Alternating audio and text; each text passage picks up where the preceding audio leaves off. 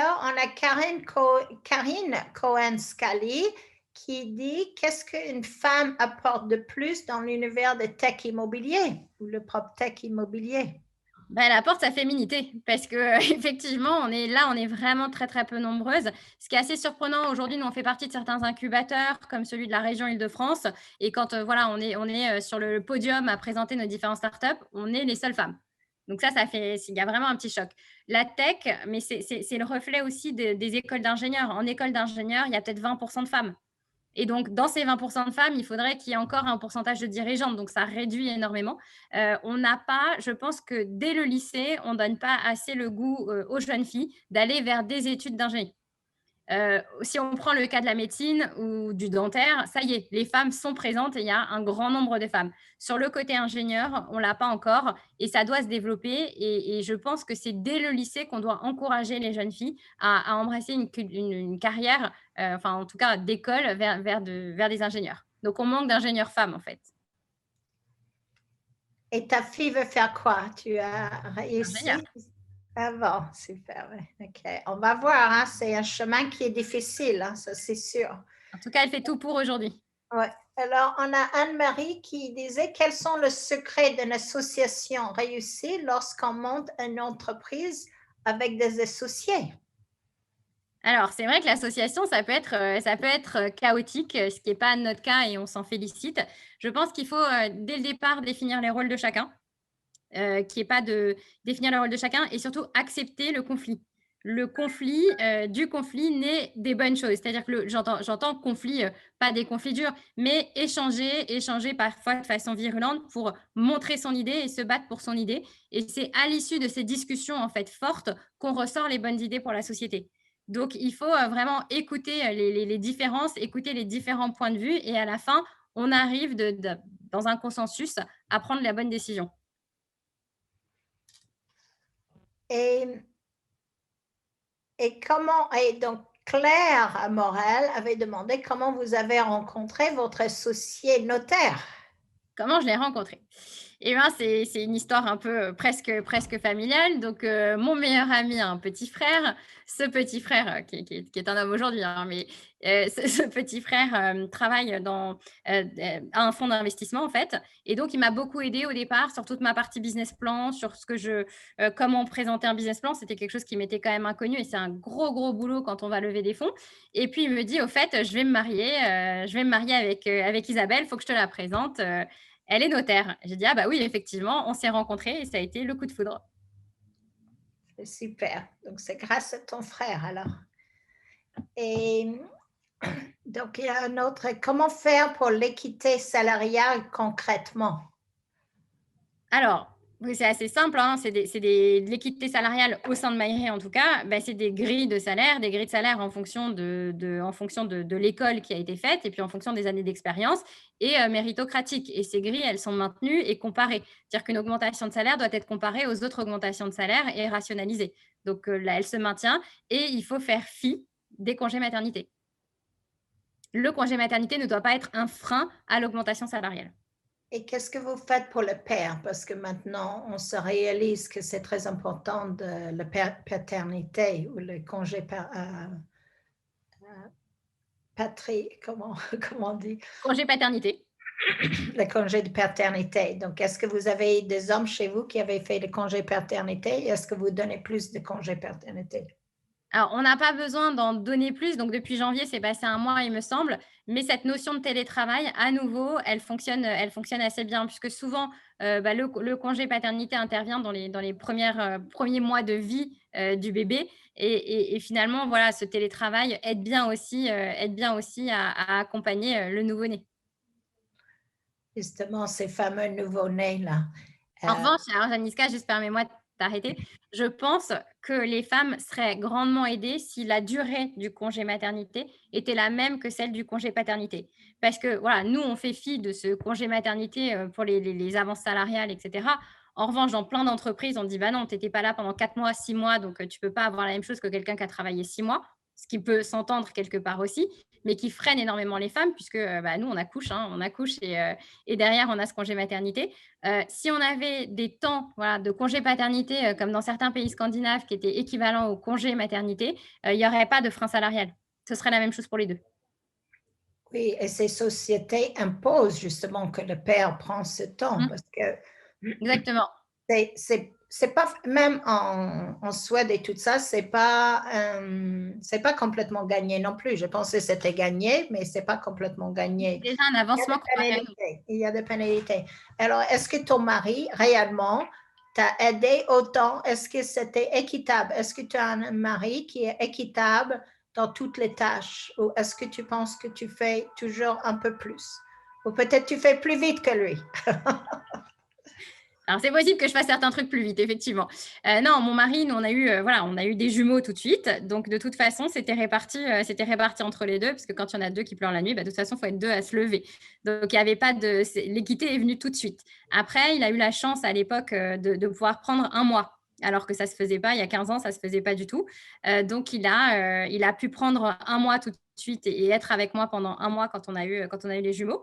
Et donc, l'équité est venue tout de suite. Et ensuite, quand on a eu le troisième, on était répartis où il s'occupait plus des deux premiers, moi du troisième. Donc, ça a été très équitable. Après, la charge mentale, elle reste chez la femme. C'est-à-dire que mon mari est très présent, on est très répartis, mais penser à l'orthodontiste, à la radio pour la scoliose du troisième, aux différents rendez-vous, ça reste, mais je pense que c'est inhérent à ce que nous sommes, nous les femmes, parce qu'on pense à notre famille. Voilà, ça reste moi qui vais penser aux différents rendez-vous, même si lui va y aller.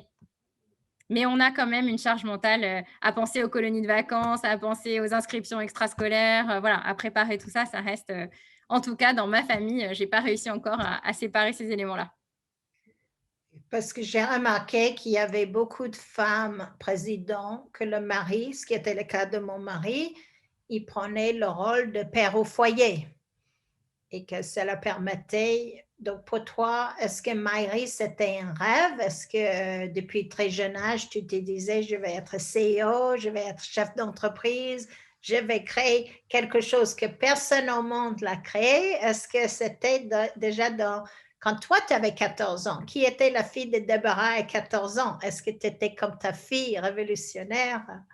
Alors oui, j'étais comme ma fille, je voulais être journaliste, donc rien à voir. Pour le coup, voilà, je voulais écrire. Donc c'était pas du tout, j'ai bifurqué un moment vers les maths. Mais je mon mari n'est pas du tout un homme au foyer et c'est pas ce que je souhaiterais pour notre équilibre, pour le coup. Voilà, ça reste, on travaille tous les 2, on travaille énormément tous les 2, mais on arrive à gérer, mais on arrive à tout gérer. Après, on en reparlera dans 10 ans quand nos enfants nous reprocheront, tout et n'importe quoi, mais on n'y est pas encore. Oui, ma fille m'a reproché l'autre jour. Elle disait, j'aurais préféré que tu sois, je disais, j'avais géré les finances pour 5 personnes et elle a dit, j'aurais préféré que tu sois plus à la maison. Donc, on va avoir des surprises là. Alors, on a Camille Borel qui a demandé, avez-vous les données sur la tranche d'âge de vos clients, collaborateurs, et constatez-vous que cela reste encore difficile d'attirer le plus ancien professionnel de milieu? Et est-ce qu'il y a un sens qui sont le plus gros challenge de secteur pour le moderniser selon vous? Alors, il y a plein de questions dans ta question, Janiska, on va Ok, recommencer. Donc non, j'ai pas. c'est Camille, hein. Donc, avez-vous des données sur le tranche des âges de vos clients et collaborateurs? Non, alors maintenant avec tous les éléments RGPD, j'ai pas de données sur les âges de mes clients. Donc de toute façon, ça, c'est pas quelque chose que je pourrais avoir accès. J'ai même pas accès aux données de mes clients dans la plateforme. Donc en termes de données, on a rien du tout. Après sur les tranches d'âge évidemment de mes collaborateurs, oui, on a une moyenne d'âge de 29 ans dans l'équipe. Donc c'est assez jeune. Je la pousse, hein, vers le haut cette moyenne, mais c'est effectivement assez jeune, parce que la tech aujourd'hui attire plus de jeunes que de quarantenaires. Alors, est-ce que tu es en train d'embaucher? Parce que je sais que tu viens d'embaucher un responsable de communication et de marketing qui est féministe, bien sûr, mais Complètement. bon, c'est un domaine, il y a beaucoup de personnes là-dessus. Est-ce que tu peux nous dire qu'est-ce que tu cherches idéalement pour ta société? On cherche plein de profils. Alors là, puisqu'on est vraiment dans notre grosse phase de croissance et qu'on doit doubler en 2 ans les équipes, on cherche des commerciaux, on cherche des chefs de projet, on cherche des développeurs, on cherche ce qu'on appelle du QA, c'est du Quality and Assurance, c'est pour vraiment tester en permanence la plateforme et s'assurer qu'elle délivre les bonnes données et que les calculs sont les bons. Donc, on a des grosses équipes de qualité et de sécurité. On cherche donc des développeurs, ça j'en ai parlé. On cherche aussi des personnes pour accompagner les clients, donc du métier de l'immobilier et du métier de la finance, quelqu'un qui sait lire une loan doc complexe sur du financement, quelqu'un qui sait faire du business plan. Donc vraiment, on va absorber aussi ces métiers d'analyste et on en a besoin in-house. D'accord. Plein de profils différents. Et l'autre constatez-vous que cela reste encore difficile d'attirer les, entre guillemets, anciens professionnels du milieu? De les attirer en tant que collaborateurs? Oui, Oui. oui, oui, oui. Donc, on a, nous, un process d'onboarding très, très fort où on va former à l'immobilier souvent parce qu'aller recruter des personnes du métier de l'immobilier, on en a, hein, heureusement, on en a, mais on a également, ce n'est pas notre seul secteur de recrutement. On recrute aussi sur d'autres secteurs, ce qui nous amène aussi, encore une fois, de la pluralité et des visions différentes. Donc, ça, c'est toujours intéressant. Mais on a un système d'onboarding fort pour apprendre vitesse grand V les métiers de l'immobilier. Alors, en ce sens-là, quels sont les plus gros challenges de secteur pour le moderniser selon vous? Ça, c'était de Camille Borel. Alors, le plus grand challenge, c'est la prise de conscience de la valeur de la donnée. C'est amener en fait le traitement de la donnée comme étant une valeur exploitable. Si je vais prendre un exemple simple, hein, j'ai des données issues de mon bail, je les rentre dans un système juste pour facturer un loyer, mais je perds toutes les données qui sont attachées au bail, de l'eau, de structure, tout un tas de données qui ne nous permettent pas de faire de l'analyse de l'exploitation, alors on se trompe. Donc, il faut vraiment prendre conscience, avoir des nouveaux métiers de data gouvernance, des nouveaux métiers de digitalisation au sein des structures immobilières pour comprendre l'intérêt de la donnée et l'intérêt de la saisie à un endroit, parce qu'à un moment donné, cette donnée va être saisie, même si elle peut être lue par un OCR et saisie derrière, donc qu'elle soit récupérée via de la technologie OCR ou qu'elle soit saisie à un moment donné dans un outil, il faut prendre conscience de la valeur de cette donnée et il faut travailler cette donnée. Donc, c'est les nouveaux métiers dans l'immobilier de data scientist, etc. Donc, ça, c'est le vrai challenge. Un autre challenge, c'est amener aussi des départements informatiques dans les structures immobilières. Le rôle de DSI n'est pas très commun finalement dans l'immobilier. Donc, c'est des rôles de gestion de projet, d'architecture et de DSI pour l'immobilier. Alors, ton plateforme est multilangue parce que je sais que tu es sur un contrat avec un groupe allemand, donc tu m'expliquais ces difficultés. Donc, quelles sont les langues que Maïri aujourd'hui Alors aujourd'hui, on n'est pas qu'en Allemagne, hein, on est sur 8 pays différents. Donc, c'est assez. On est multilingue, mais on est en 2 langues aujourd'hui parce que ces 7 autres pays ne nous ont pas demandé de changer la langue. Donc aujourd'hui, on est en français-anglais. Maintenant, si pour un client, c'est très important d'être dans sa langue dans le pays, on le fera. C'est pas un gros développement, mais aujourd'hui, l'anglais suffit. Alors, on avait parlé justement de zéro carbone dans la construction de demain, mais qu'est-ce que Maïri fait pour justement l'économie d'énergie? Est-ce qu'il y a des points et des outils qui vont être importants dans le futur de pouvoir vérifier? On va pas nous-mêmes développer les suivis. En fait, on va proposer au sein de la plateforme tout ce qui va être suivi d'ISR, etc., ou RSE. On va proposer des solutions qui vont être développées par d'autres. On va nouer des partenariats avec des entreprises pour que, au sein de la même plateforme et au travers de la donnée qu'on traite, on puisse suivre toute cette nouvelle réglementation ESG, ISR. Donc, on va proposer ces éléments-là dans les 6 mois à venir avec un partenariat d'une entreprise dont c'est la spécialité. Alors, comment tu vois ces partenariats avec des gens autour de toi? Parce que dans l'immobilier, le PropTech est très important. D'ailleurs, on dit c'est pour investir, c'est vraiment dans le PropTech qu'il faut investir. Alors, comment tu vas faire tes partenaires? Comment tu vas choisir tes partenaires qui vont pouvoir t'accompagner euh, de développer ta société? Ah, d'abord, les partenariats, c'est crucial. C'est-à-dire qu'en tant que PropTech, on ne peut pas être sur tous les secteurs. Nous, on a vraiment le financier et le juridique. Je vous parlais d'un partenaire sur des éléments environnementaux. L'important dans ces partenariats, c'est d'avoir une vision commune, d'être sur des mêmes standards et hauts standards de technologie, c'est d'avoir des plateformes qui se parlent en API et sur lesquelles on a voilà, des connexions extrêmement simples. C'est ces éléments-là qui vont faire une décision de travailler ensemble. Donc, une vision commune sur l'avenir des sociétés, une pérennité des sociétés, évidemment, et des hauts standards de développement technologique. Alors, on a Anne-Marie qui avait demandé quels sont des conseils que tu donnerais à une personne qui hésite à entreprendre? Vas-y, fonce. Et Non, vas-y. pourquoi fonce? Pourquoi fonce? Parce qu'on parlait justement, est-ce que les femmes dirigeantes sont mieux à même de pouvoir gérer cette crise?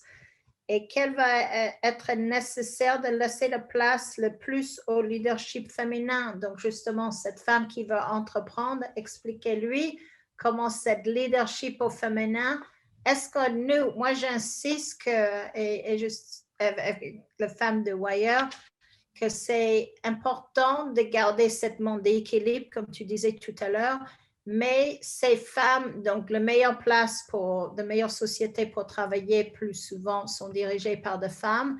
Et pourquoi est-ce qu'Anne-Marie peut avoir ton soutien? On a eu Tania Bontemps qui disait qu'elle a donné le soutien aux femmes. Est-ce qu'aujourd'hui, tu prends des gens que tu vas faire de mentorship et que tu vas les aider? Est-ce que c'est quelque chose que 17% va commencer d'évoquer? Alors 17%, c'est déjà c'est un prérequis pour 17%. C'est-à-dire que justement, on veut qu'il y ait ce réseautage et on veut qu'il y ait ces questions des plus jeunes, et cetera. Donc, dans le cadre de 17%, c'est inhérent à l'association. Donc ça, il n'y a pas de sujet là-dessus. De mon côté, effectivement, j'accompagne déjà des jeunes startups, mais que ce soit hommes ou femmes, dans des conseils de levée, dans des conseils de structuration, etc. Et pourquoi Vas-y Fonce? Parce qu'à un moment donné, si on pense qu'on a une idée, si on en a l'intime conviction, si en plus on a fait une étude de marché, parce que c'est très important de regarder ce qui se passe sur le marché et pas de se dire j'ai une idée, mais il y a déjà 50 000 concurrents et je n'avais pas analysé les concurrents, donc ça sert peut-être à rien. Une fois qu'on a voilà, checké le marché et être convaincu de son idée, il ne faut pas trop regarder en arrière et il faut se lancer. Au pire, ça ne fonctionne pas, mais l'expérience est tellement riche et on apprend tellement de choses et le rebond peut être tellement conséquent que c'est qu'une bonne expérience. La différence avec les États-Unis et la France en termes de mentalité, par exemple, on dit qu'une start-up réussie aux US, c'est un dirigeant qui s'est planté 3 fois.